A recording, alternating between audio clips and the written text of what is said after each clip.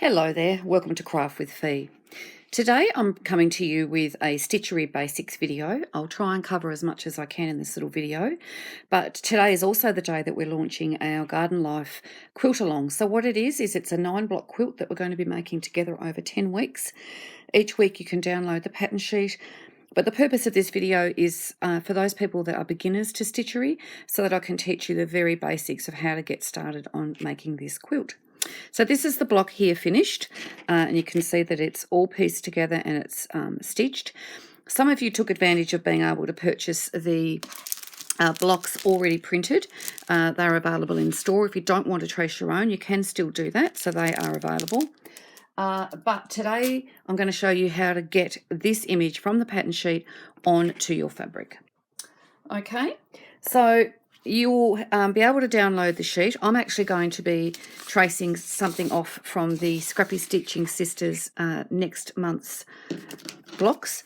So you are going to be getting a sneak peek of those here. So you can see here that I've already transferred the images onto fabric using the iron-on transfer method. Now there is a separate video already for that, and when I do produce my patterns, I often offer the iron-on transfer in the pattern or already the image on the fabric, which has been printed and done with our machine here at Fifi and Me. So you can see there that the image is nice and crisp, super easy, comes straight from the pattern sheet, so it's exact. The other methods I'm about to show you aren't exact, but they're close enough to it, so they're able for you to do yourself. So you can see there how lovely they come up. So what you'll need is your pattern sheet, and for the purpose of this video we're going to be doing this little butterfly here, and what you'll need is some sort of light source. So I'm going to be using a light pad. We have these in store.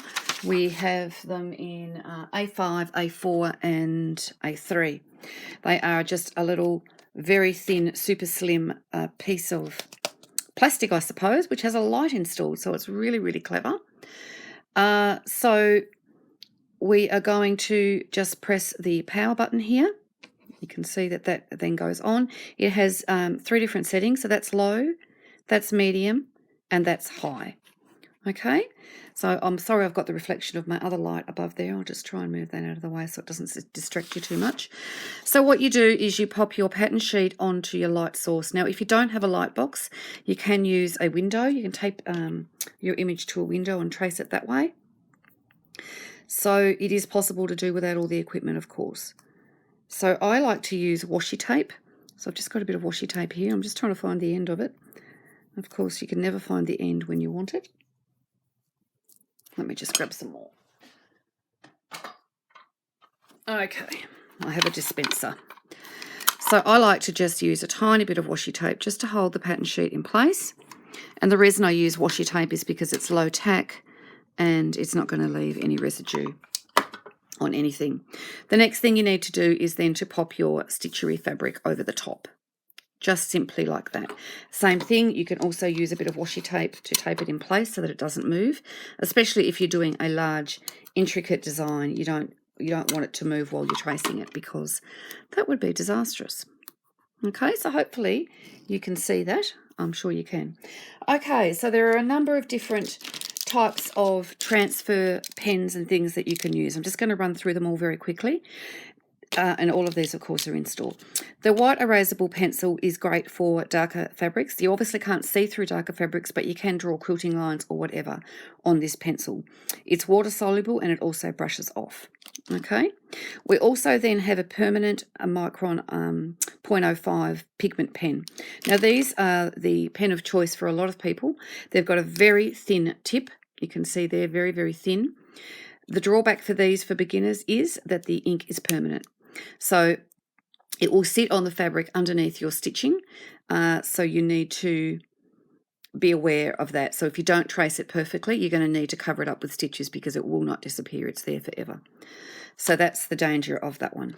This one here is a friction pen. Now, I don't have these in store, mainly because they're super easy to get your hands on. I noticed the other day at my local Coles supermarket, they had them in the stationery department. So you can get them. They come in different colours. They are called a friction pen because they have an end here. So if you write on paper with this pen, you can then erase it with this end here, which causes heat friction, and it will remove it. So that means that it is removable with heat, which means it will iron off. The only issue with this pen is that in colder climates, the colour does tend to come back and it does leave a bit of residue. So you need to be careful with this pen as well, that it's not going to leave a mark if you don't cover it up properly. This one here is an air erasable pen. So this will disappear in between 24 and 72 hours. So you don't need to do anything. It'll just disappear on its own. It actually just, dissolves into the fabric. So that one is purple in colour and it has like a medium tip on the end. But the one that I'm going to demonstrate to you today is this little cheapie. $3.65 they are. They're a blue water-soluble pen. They are the ones that I started off using and I do go to most of the time. It's got a medium tip on the end. It's removable with water, which means that you can either wash your piece in the basin, just dip it in water and it'll all dissipate, or I just use a damp cloth and I just sponge it. And I find that that's really the best way. So what you do is you get your pen and then you just trace your design from the pattern sheet underneath straight on to your fabric. And you can see there that the line is quite thin. My stitching is going to cover it up without a problem. But even if it doesn't, I can dissolve this pen in water. So the ink will just disappear. So that all the other options are also good options. But if you're worried about your tracing not being perfect, if you're not experienced at tracing off stitcheries, then I would suggest that you get a water-soluble pen because that will make it so much easier for you. So now I've tried to make all of my pattern sheets a little bit darker because I'm aware that some people were having trouble earlier on with some of my pattern sheets because the ink was a little bit light for them to trace. So hopefully I'll fix that problem for you. So in the download today, you'll notice that there is a darker sheet for you. And there you go. So that is it. That is your design transferred onto your fabric. So then all you need to do is to turn off your light box, remove your washi tape. So it's just really easy. I always keep my washi tape because you can reuse it. It's perfect. And there you have your image on fabric. So let me just get rid of this for a moment. Okay, so I like to have a stitchery stabilizer on here next. So what that means is that you're popping something on the back of the fabric so that when you cross your thread, say from there to there, that you're not going to see the thread come through your work at the front. And it also helps you to get nice even stitches because you've got a bit more of a stable base to work with. So one of these blocks here somewhere, here we go, I've already popped some Parlan on the back. Now I get a lot of queries about Parlan and what it is, you can see here, it's a very thin wadding and it's fusible on one side. Pellon do a similar product, but this one here is my one of choice. I know it's not available overseas, so you would need to use the Pellon, but it's fantastic. And when you start stitching through this stuff, it's like stitching through butter. It's so easy to use, and it does give your stitchery, as you can see there, I've made it quite small in the middle so that you can see the difference between the fabric here with no stabilizer and then the fabric on the body of my stitchery there, which has got stabilizer. And it certainly makes it much easier to work with. And as I said, a much more stable base for you to stitch around. So that is available in store as well. It's very inexpensive for what it is. I think it's $8 something a metre, but it's just, maybe it's $9. It's just wonderful. You do need to use a bit of heat with it, obviously, to fuse it. So I like to iron it on the front first, and then I flip it over, and then I iron it on the back so that you get that nice fuse. There are lots of other products that you can use. You can use like a weave line, like a see-through interfacing here. Sometimes I do use that if I don't want the bulk You will see in the video for the Garden Life quilt that I only pop the parlan. Let me just find a block that I've started. Here we go. So this is the block here that I put together on the video, and you will see that I just popped the parlan on the stitchery part so that we're not getting the bulk in the whole block, because if we did that, then when we go to join these blocks, we're going to have parlan in both of our seams, and it's really going to bulk up those seams. So we really don't want to do that. We just want it behind the stitchery. So that's what we've done. And also it's economical because you're not wasting it, or you don't need it on the whole block. So just pop it on the stitchery part. So I'm just going to get myself organised here and come back and show you a couple of basic stitches, and then we'll be done. Okay, so let's do some stitching. So you will need good light. I'm using a Triumph overhead LED light. You'll need a little pair of embroidery scissors. You can choose to use a hoop. I'm going to show you both ways, and you'll need your embroidery thread. So with your embroidery thread, I'm using DMC, and these are the colours that are quoted on the pattern sheet. And I like to pull out a length, about the length of my arm. So I measure it up against my arm, and that's about the length that you want. And you will find that DMC comes in 6 strands. So I like to use 2 strands. So I pull the 2 strands off together. So this is just how you do it with your finger. Make sure that you keep unraveling it, otherwise you'll end up with a knotted mess at the end. There you go. And then I like to then pull those 2 apart, just briefly, and then I like to put them back together again, just so that they aren't intermingled too much. Now, if you're using a variegated thread, which is what I'm using here on the border, you just need to make sure, obviously, that you put it back together the same way that you took it apart, so that the colours match up. Okay, so then you've got your 2 strands of embroidery thread. So then you just need to use a needle. Now we've got lots of stitching needles in the store, so you can have a look, and you just thread it through your needle and then pop a little knot in the end. Now I'm going to show you chain stitch. So the border is chain stitched, so you need to bring your needle up on that border line there and then pull it through to the front. You then need to pull the thread so it's onto the left side of your hand, and then pop the needle back into the fabric just behind where you came up. Okay? Then you're going to push your needle through the back, but back up the front here again, just forward of where you came out.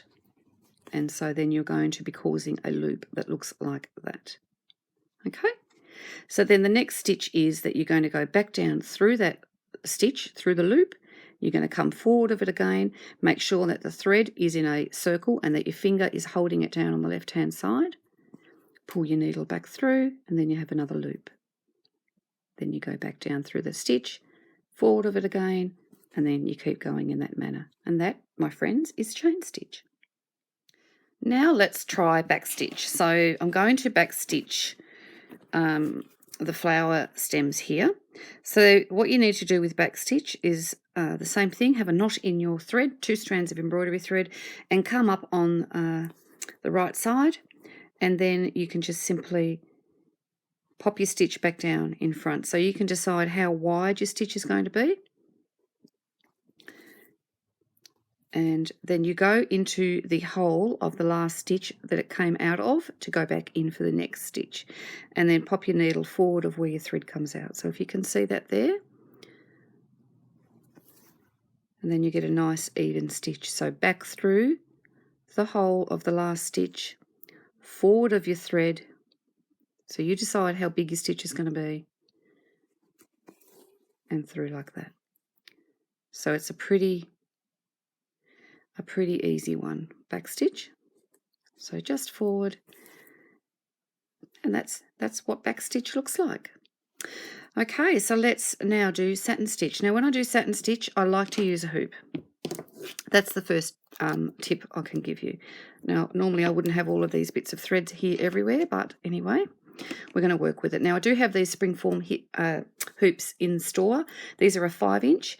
You pop the plastic part on the front, you roll it over, and then you just put the metal piece in the back. Now you can do it the opposite way. Some people do like it the opposite way. I don't. I like these on the bottom of my work because I tend to get my thread caught in them. So this is how I like to do it. Okay, so when we're doing satin stitch, I like to outline my area first. So I'm going to do the center of these flowers. So I'm just going to do a back stitch around the flower to begin with.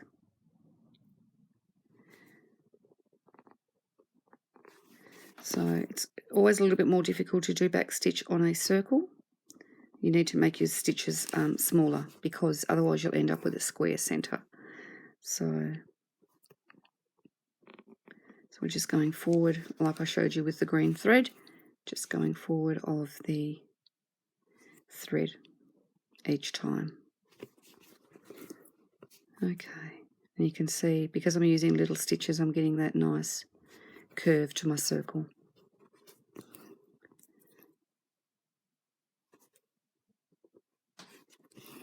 There we go. So that is our circle outlined.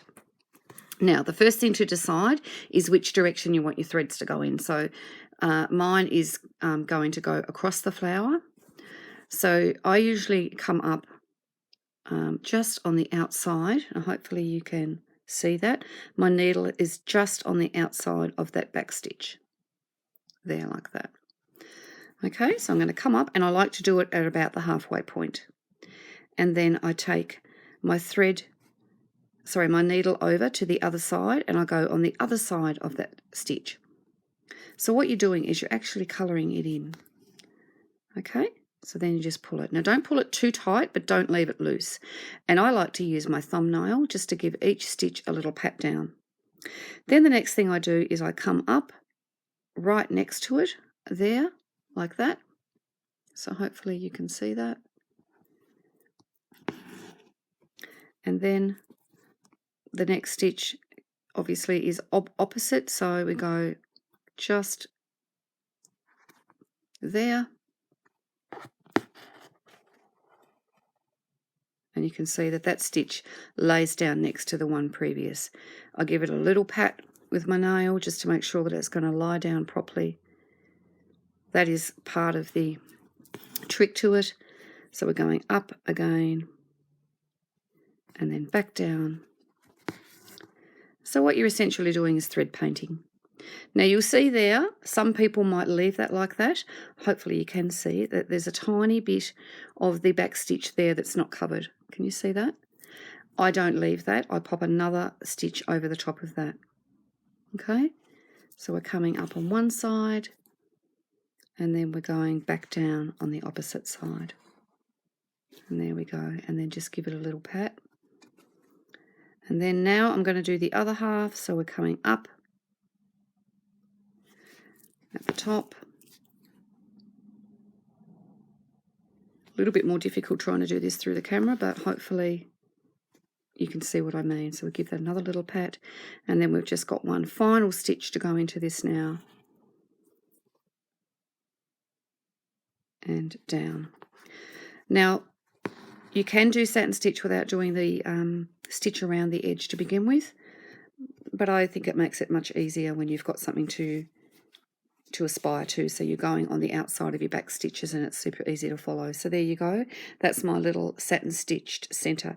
Now obviously this is a small flower. If I'm doing a big area, it's the same thing, exactly the same way to do it, but just keep using your thumbnail just to smooth those down in between every stitch, and then that way you'll get a lovely neat satin stitch. So there you go. Now they are the 3 stitches that I use mostly.